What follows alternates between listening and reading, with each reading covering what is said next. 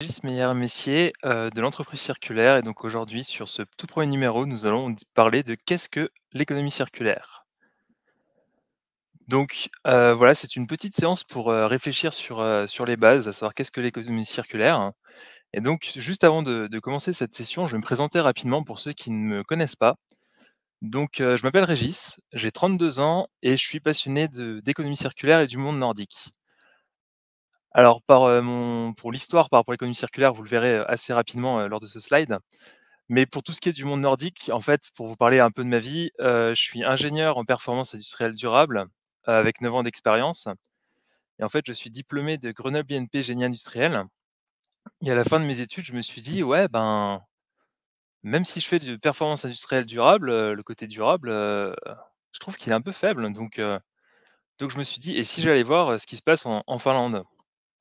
Et pourquoi la Finlande? Parce qu'en fait, c'est l'un des pays les plus précurseurs, sur tous ces aspects, environnementaux. Et je me suis dit: «Bah, quitte à aller en Finlande, autant faire, les choses jusqu'au bout». Donc, j'ai fait mon Erasmus à Lappeenranta, qui est une petite ville de 75 000 habitants, au bord d'un énorme lac, qui était en partie gelé durant mon Erasmus. Et voilà, à côté juste en fait, j'allais à l'université, et puis des fois entre, 2 cours, je prenais mon café, sur le bord du lac, pour, justement apprécier cette nature. Et j'avais l'occasion de traverser, de traverser la forêt pour me rendre à l'université, donc 2 fois par jour pour y aller et pour revenir. Donc toute cette passion, du monde nordique, elle va aussi sur d'autres aspects. Ceux qui me connaissent un peu plus savent que je fais du hockey sur glace, voilà, j'adore l'équipe finlandaise à ce sujet. Et je suis aussi un très grand fan de death metal et en particulier, finlandais. Voilà. Dans mon quotidien, j'habite sur Grenoble, donc je suis un Strasbourgeois, exilé à Grenoble. Et en fait, pareil, je suis tombé, amoureux de la montagne du coin et donc il m'arrive régulièrement de faire des sorties pour aller bivouaquer, pour me rapprocher de la nature. Au niveau de mes activités, un peu plus professionnelles, donc actuellement je suis salarié dans une boîte de prestations et à côté de ça, j'ai plusieurs casquettes. Donc typiquement quand je suis revenu de Finlande après mes études en Erasmus, j'ai décidé de monter, une entreprise qui s'appelle Lonto Closing, donc qui va fêter ses 5 ans, d'ici quelques jours et qui est en fait une entreprise de vêtements en économie circulaire. Parce que justement j'ai pu voir, que la Finlande était avancée sur la question, mais pas assez à mon goût, donc je me suis dit: «Je vais me remonter les manches et je vais créer moi-même ma propre marque de vêtements». À côté de cela, je suis aussi investisseur dans pas mal d'entreprises à impact, donc que ça soit chez Helios, chez Loom, chez Fairphone, chez, chez Poiscaille, à l'atelier du slip, au fourgon, chez Homecycle et chez Pixo. Voilà, ça j'ai sûrement dû en oublier un ou 2, mais voilà, c'est pour vous donner un peu une idée. À côté de cela, j'ai aussi monté avec, ma femme une newsletter qui s'appelle Au rythme du rail, où en fait on parle de nos voyages en transport doux et avec le sac sur le dos. Et donc c'est vraiment une de nos activités, que l'on apprécie énormément faire à 2. Et en fait voilà, on a décidé de le partager avec vous et avec ceux qui veulent le lire. Et à côté de ça, j'ai, l'entreprise circulaire. Donc comme vous pouvez le voir aujourd'hui, on fait un podcast, pour justement parler d'économie circulaire et aller plus loin.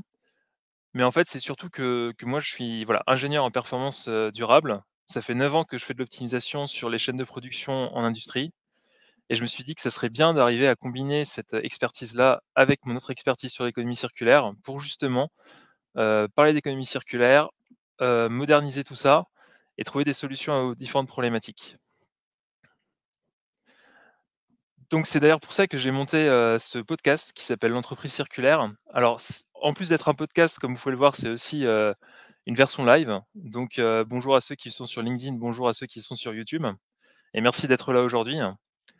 L'objectif de ce podcast, c'est de partir à la rencontre de celles et ceux qui font le monde de demain. Pour moi, une entreprise, si elle ne devient pas circulaire dans les 5 ou 10 prochaines années, elle est déjà morte. Tout simplement parce qu'il y a tellement d'impacts négatifs actuellement, ce que enfin, en fait, voilà, si on regarde d'un point de vue environnemental, c'est la merde de partout. Et je mâche pas mes mots en disant ça. Et en fait, il y a tellement d'entreprises qui vont se fonder, qui vont, justement aller chercher à être durables, à être circulaires, qu'en fait toutes les autres, elles vont mourir à terme. Donc voilà. Et juste avant de lancer sur le sujet du jour, à savoir qu'est-ce que l'économie circulaire et qui est un peu heu, le sujet principal de tout ce podcast, je vous laisse avec le jingle.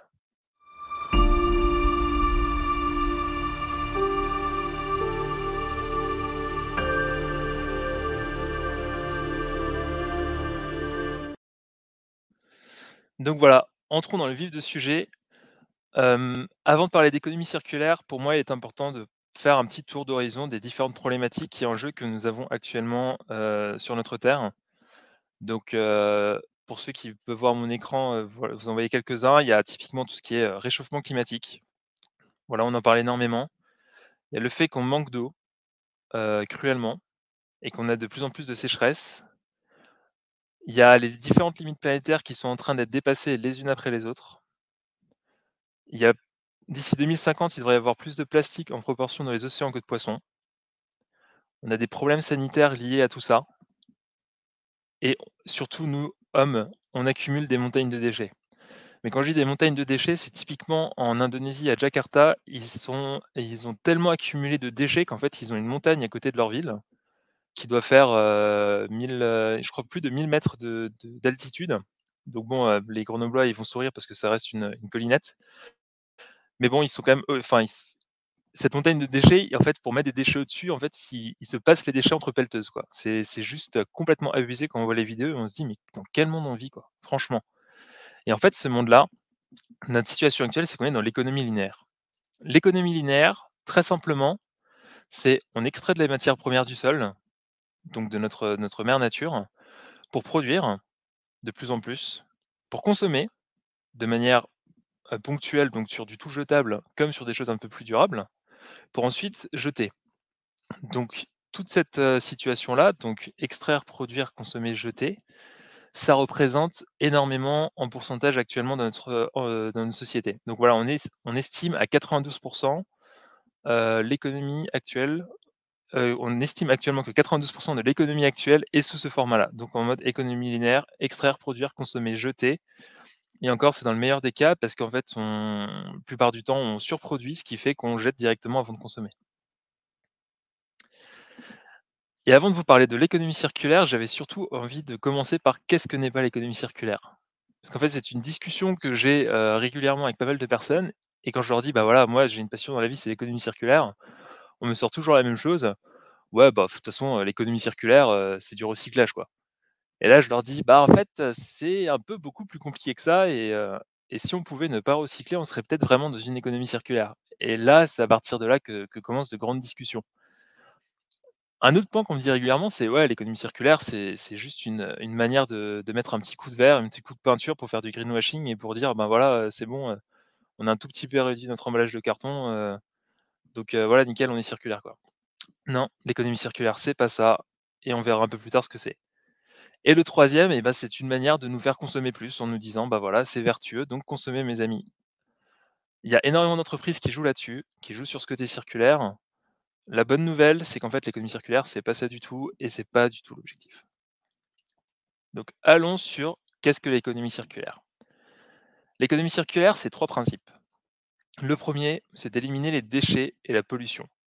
Alors quand je dis éliminer, c'est vraiment éliminer. C'est pas juste réduire en disant: «Bah, voilà, c'est bon, ma poubelle, elle déborde un peu moins que d'habitude, j'ai fait ce qu'il faut». Non, là, c'est vraiment éliminer. Ça veut dire pas de déchets, pas d'usage unique, rien, que dalle. Pareil pour la pollution. C'est pas: «Tiens, on va mettre un peu de pesticides, s'il est bio, tout va bien». Non, c'est zéro. Voilà. Le deuxième principe, c'est de faire circuler les produits et les matériaux à leur plus haute valeur. Là, on parle plus d'un point de vue technique que monétaire. Tout simplement parce qu'en fait, en faisant circuler un maximum les produits et les matériaux, on n'extrait plus. On arrête d'extraire. Et en fait, c'est vraiment ça le vrai principe de l'économie circulaire, c'est de se dire: «OK, avant on était dans l'économie linéaire, où en fait on était en train d'extraire pour, produire, pour consommer, pour jeter» et ben là, en fait, on enlève la première et la dernière étape. On arrête d'extraire, on arrête de jeter, on utilise tout ce qui est dans le circuit.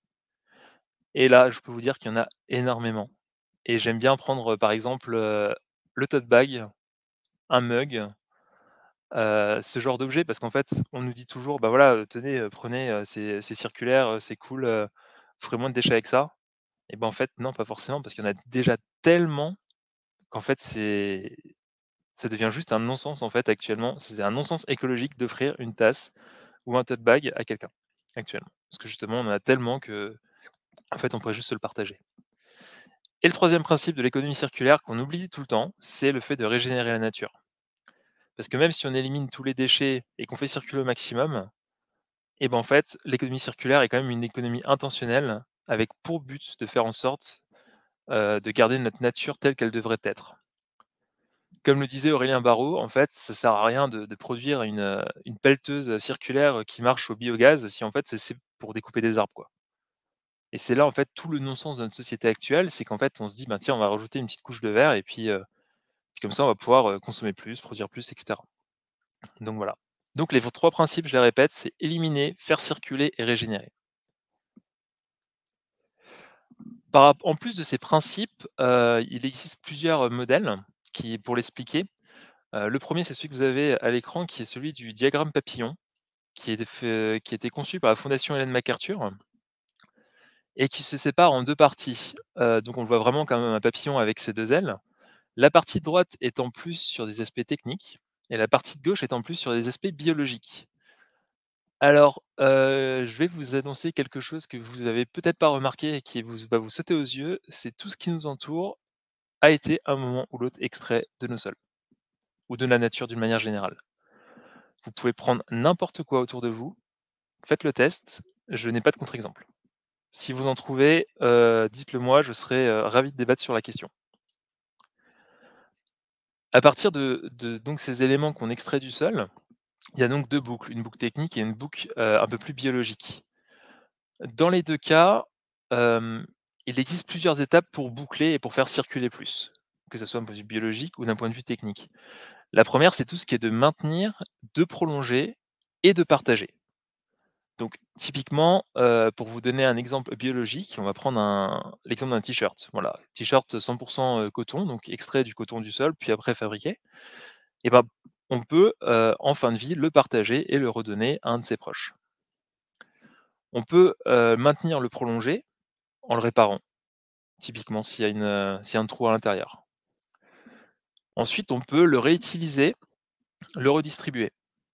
Genre, maintenant, même si on a un t-shirt qui est troué et qu'on a réparé, on peut toujours aller le donner, par exemple à Emmaüs pour qu'il soit revalorisé, et réutilisé, surtout. Et après, en dernière étape, on peut toujours le mettre au recyclage pour justement réextraire les matériaux. Et en fait, il en est exactement de même sur le cycle biologique, puisque là, justement, je vous ai pris un exemple de cycle, plutôt biologique, mais qui suit exactement les mêmes aspects techniques. Je pense que j'ai dû en perdre plusieurs, mais c'est normal, c'est un modèle qu'il faut regarder plusieurs fois, donc je vous invite à passer un peu de temps dessus pour le comprendre.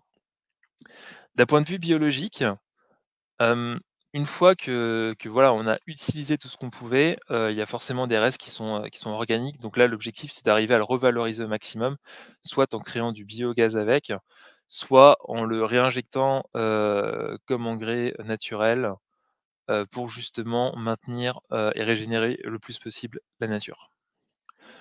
En complément de ce modèle-là, on a un autre modèle qui s'appelle celui de la colline de valeur, qui a été conçu par Circle Economy, qui en fait dit que, qu'en fait, une fois qu'on a extrait, un matériau, du sol, c'est là où il a le moins de valeur. En fait, on va prendre un exemple concret, quand pour faire du pain, voilà, on va prendre de la farine à la base. Pour la farine, il faut avoir du blé. Et ben, l'épi de blé, c'est ce qui va avoir le moins de valeur, si en plus il a même pas encore été coupé et qu'il est encore dans le champ. Et le pain, c'est ce qui va avoir le plus de valeur. Donc en fait, plus on ajoute de la valeur, enfin, à un moment, voilà, l'homme va décider d'ajouter de la valeur à tout ce qu'il produit, pour justement arriver à le vendre plus cher et que ça se qu'on puisse le consommer à la fin. Et donc l'objectif de la colline de valeur, c'est de dire: «OK, plus on a quelque chose de manufacturé, plus il y a de la valeur qui est ajoutée, que ça soit d'un point de vue monétaire ou d'un point de vue technique». Et donc l'objectif de cette colline de valeur, c'est de faire en sorte que la valeur, on la retienne le plus longtemps possible vers le haut. Et donc là, en fait, on reprend les cycles techniques qu'on avait vus juste avant, à savoir tout ce qui était la réparation, la maintenance, le fait de le réutiliser, de redistribuer, de remanufacturer, de remettre en état, de recycler. Tout ça sont des étapes qui sont justement dans ce cycle-là et dans cette boucle-là. L'objectif étant de boucler un maximum et en fait, il n'y a pas, de contrainte, sur le nombre de fois qu'on répare un objet. Typiquement, si on pouvait garder un même objet pendant 3 siècles et juste le réparer, ce serait l'idéal.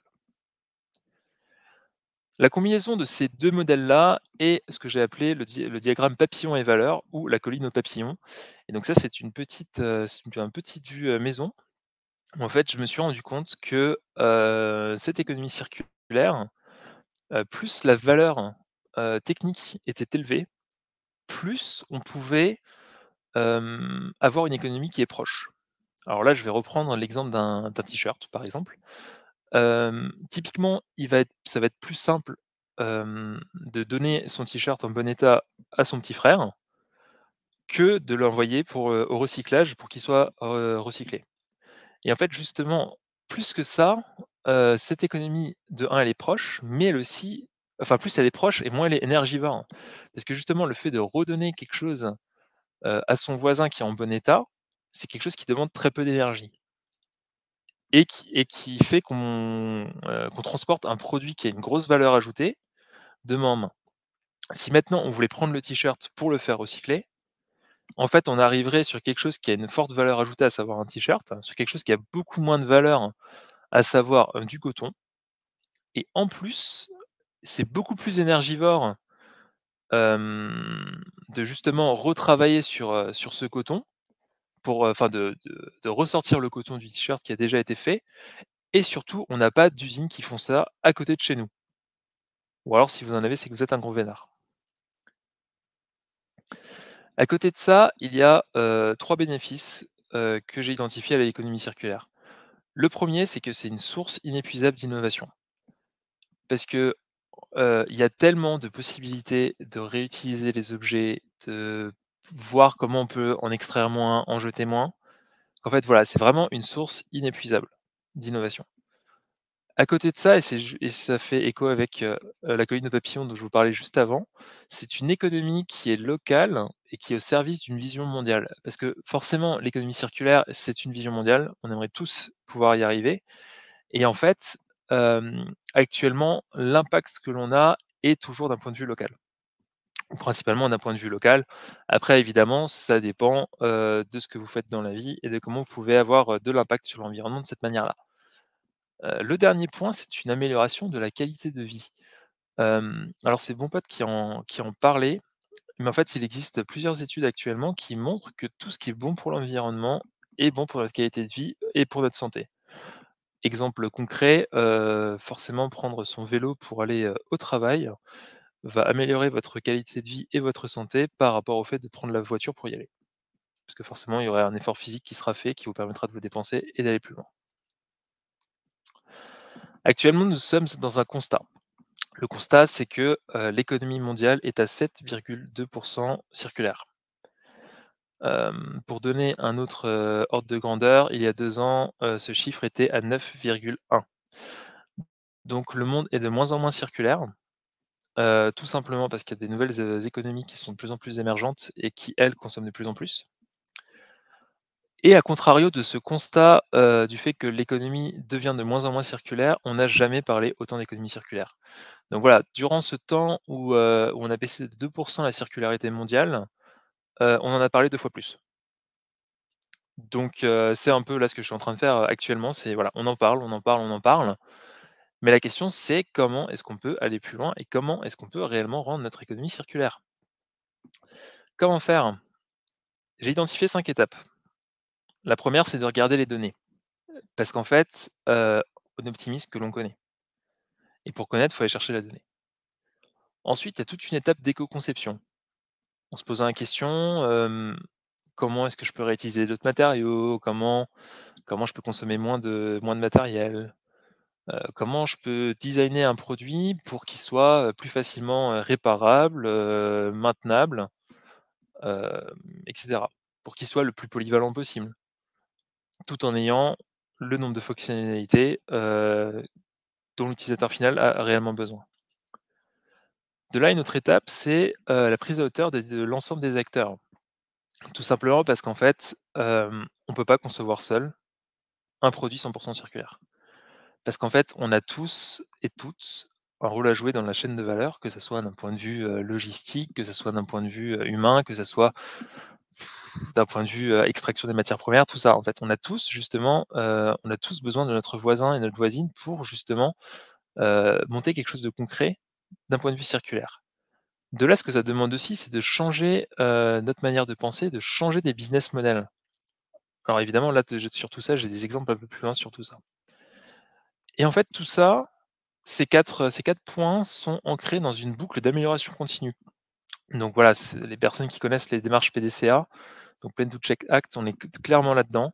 C'est clairement de la gestion de projet, c'est clairement de l'amélioration continue et c'est itératif. Ça veut dire que typiquement, on peut, éco-concevoir un produit, voir avec l'ensemble des acteurs pour justement trouver des solutions, changer de business model, mettre en place et après regarder la data et se dire: «Bah, on n'a pas creusé assez loin, on peut faire mieux et faisons mieux».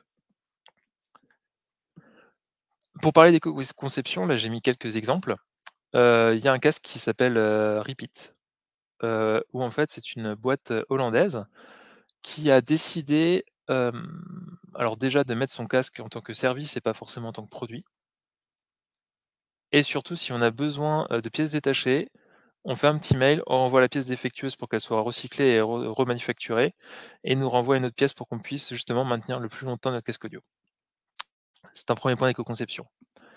Un deuxième point d'éco-conception, j'ai pris l'exemple des capsules, Nespresso, qui où en fait Nespresso, a décidé de recycler une partie, de ces capsules en aluminium pour en faire des stylos, en partenariat avec, une société suisse qui fabrique des stylos.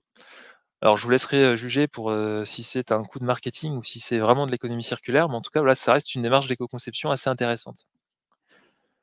À côté de ça, il y a un autre exemple, c'est celui des sacs, de la marque Freytag, qui est aussi une marque suisse, où en fait, ils récupèrent des bâches de camions usagées et des ceintures dans les voitures pour en faire des sacs à main et différents types de maroquinerie. Donc voilà, non, là, on a vraiment, 3 démarches d'éco-conception. Il en existe d'autres, mais bon, on va pas forcément creuser ça aujourd'hui. Après, nous avons la prise de hauteur sur l'ensemble des acteurs. Alors là, j'ai 2 petits exemples. Le premier, c'est, un exemple que j'aime énormément, qui est celui de la zone industrielle de Kalundborg au Danemark. En fait, il y a plusieurs entreprises qui ont décidé de s'installer dans la même zone et avant de s'installer dans la même zone, ils se sont posé la question de quels étaient les déchets des uns et comment ils pouvaient être revalorisés par les autres. Donc typiquement, ils ont une entreprise qui fonctionne avec un process, d'eau chaude. L'eau chaude est ensuite réutilisée pour aller chauffer un autre bâtiment d'une autre usine. Pareil, il y a une autre usine qui produit des déchets. Ces déchets-là sont réutilisés pour faire de la chaleur sur un autre endroit et cetera et cetera. Donc ils ont vraiment, réfléchi en amont pour justement concevoir au mieux toute cette zone-là. Hem, une autre idée de prise de hauteur, c'est d'un point de vue, logistique où en fait je pense qu'il y a énormément de travaux à faire à ce sujet. Hem, Où justement en fait il y a tout tout ce qui est, optimisation des tournées, ce genre de choses, donc que ce soit la livraison au niveau du dernier kilomètre, où en fait certaines entreprises, planifient les déplacements, en fonction de ce qu'ils ont à faire ou alors ce qu'ils ont aussi vu, c'est qu'en fait, je crois que c'était UPS qui a décidé de faire en sorte de ne tourner qu'uniquement enfin le plus possible à droite parce qu'en fait ça prenait moins de chemin sur la route et en fait ça faisait économiser plusieurs kilomètres par jour aux différents chauffeurs. Et après tout ça, il y a ce qu'on appelle les changements de business model. Alors dans l'économie circulaire, il y en a plusieurs. Mais je veux par exemple vous parler de l'entreprise Repack qui est finlandaise. Alors on a l'équivalent en France qui s'appelle Ipli. En fait, plutôt que se dire, qu'on a un emballage, à usage unique, dans le e-commerce, on va partir du principe que tiens, qu'est-ce qu'on peut faire et puis, comment est-ce qu'on peut, réutiliser l'emballage? Donc en fait, Repack et Ipli sont des emballages, sur lesquels on récupère, nos colis et nos produits et ensuite qu'on peut renvoyer pour qu'ils soient réutilisés. Alors forcément, à partir du moment où ils ont atteint leur fin de vie, ils sont recyclés, ils sont remis dans la boucle. Mais en tout cas, voilà, ça permet de réduire, cet impact-là par rapport à la création de carton. Pour ceux qui ne le savent pas, le carton est assez, consommateur d'eau, sur la fabrication. À côté de ça, il y a un autre modèle que j'aime beaucoup d'un point de vue business model, c'est celui de Picture. Picture, donc c'est une entreprise qui fabrique des vêtements, outdoor et principalement des vêtements de ski, assez connus, par les Grenoblois Et en fait, eux, ils se sont dit: «Ben, tiens, comment est-ce qu'on peut faire, en sorte, que voilà, il y a 5 personnes qui veulent aller, au ski, mais qu'ils le fassent pas en achetant 5 vestes de ski différentes?» Et en fait, ils se sont dit: «Ben, tiens, on va mettre en place notre propre service de location et plutôt que de se dire: "Bah, voilà, on va vendre 5 vestes pour qu'il y ait 5 sorties de ski par 5 personnes différentes pour qu'il y ait 5 personnes satisfaites" et ben, on va fabriquer une seule veste qu'on va mettre en location 5 fois et comme ça, on aura quand même de 5 personnes qui sont satisfaites, mais on aura une réduction de notre impact de 70. Hem et un dernier exemple de changement de business model, alors c'est une entreprise, qui s'appelle Pixo, qui font des contenants, réutilisables et en fait, ils ont sorti tout un système de gamification pour inciter le consommateur à revenir rendre, sa consigne pour justement pouvoir faire en sorte que cette consignation soit, la plus active possible et la plus récurrente possible. Donc voilà que les personnes reviennent avec leur tube, une fois qu'ils ont mangé pour justement le remettre en service. Alors j'ai, pris quelques exemples parce que bon, c'est bien beau de parler de, d'éco-conception, de prise de hauteur et de business model, mais d'un point de vue concret, qu'est-ce que ça donne? Hem, alors j'ai pris plusieurs exemples. Le premier qui m'est venu à l'idée, c'est celui du t-shirt. Forcément un lien avec ma marque de vêtements Lonto Clothing. Il y a plusieurs business models et plusieurs manières de faire qui me plaisent pas mal et qui sont vraiment très circulaires. La première c'est Patagonia. Patagonia qui a dit: «Bah, voilà, moi je veux que les gens, ils n'achètent pas ma veste s'ils en ont pas besoin». Donc en fait, ils font des campagnes de pub en disant: «Bah, voilà, n'achetez pas ma veste» et à côté de ça, ce qu'ils proposent, c'est de venir, pour la faire réparer. Donc typiquement, vous avez un problème sur votre veste Patagonia, bah, vous pouvez aller la faire réparer gratuitement, ça fait partie du prix, c'est comme ça que c'est prévu. À côté de ça, il y a un autre modèle, d'un point de vue t-shirt qui est celui de Tmall, qui est une boîte anglaise, qui fabrique des t-shirts pour les vendre, à la demande. Donc déjà, rien que le fait que c'est à la demande, ça il y a moins de stock et donc moins de il y a pas de perte de surplus de stock. À côté de ça, chez eux, le coton est cultivé, en Inde, par des adultes. Donc on a un peu d'éthique par rapport à tout ça, dans des usines qui fonctionnent uniquement aux énergies renouvelables. Mais là où ils ont été très forts, c'est qu'en fait, ils ont mis un QR code dans leurs vêtements, pour consigner, les vêtements. Typiquement, ces t-shirts les t-shirts de cette marque-là, en fin de vie, vous les scannez, on va vous dire qu'il faut les renvoyer à un certain endroit et vous avez, un bon de réduction de 5 € sur votre prochaine commande. Ce que ça permet en fait, ça permet à cette entreprise de récupérer ses anciens vêtements pour les faire recycler et pour incorporer le coton des anciennes collections dans les nouvelles et donc forcément de, produire moins de coton.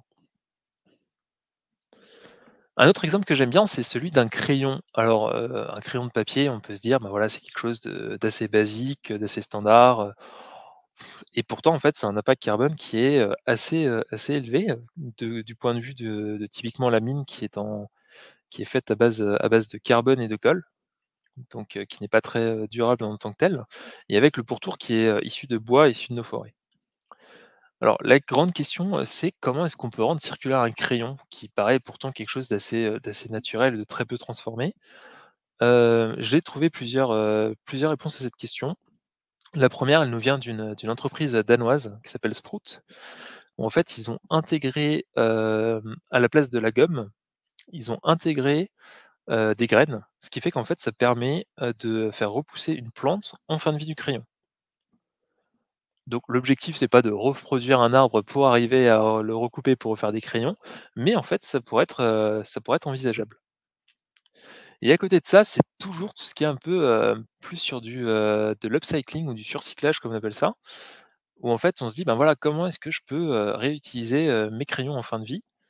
Et de là, comme vous pouvez le voir à l'écran, on a, plusieurs possibilités comme typiquement de reprendre les fins de crayon pour en refaire des tableaux, de tailler les mines pour en faire les emblèmes de Game of Thrones et cetera et cetera.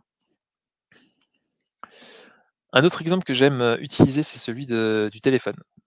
Parce qu'en fait, c'est vraiment l'objet technique par excellence et c'est, l'objet où en fait, on a tous tendance et on a tous envie de fermer les yeux, parce qu'en fait, on sait que voilà, c'est produit dans des manières assez critiques, surtout d'un point de vue humain Et donc par rapport à ça, j'ai pris l'exemple de Fairphone qui eux ont décidé de rendre leur téléphone complètement réparable par l'utilisateur, pour que justement, il puisse durer le plus longtemps possible. De là, ils ont mis en place une garantie de 5 ans sur certains de leurs modèles et en fait, alors je sais pas si c'est toujours d'actualité, mais avant en fait, ils proposaient, d'aller tester, leur téléphone chez quelqu'un qui le possédait déjà. Parce que plutôt que se dire: «Ben voilà, je vous envoie le téléphone, vous le testez chez vous et si ça vous plaît pas, vous me le renvoyez».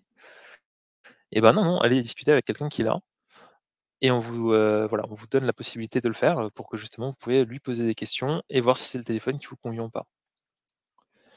À côté de ça, il y a une entreprise qui a décidé d'aller encore plus loin qui s'appelle, Commonf et en fait, eux, ils se sont dit: «Ben tiens, comment est-ce qu'on peut utiliser le Fairphone pour aller encore plus loin dans cette circularité?»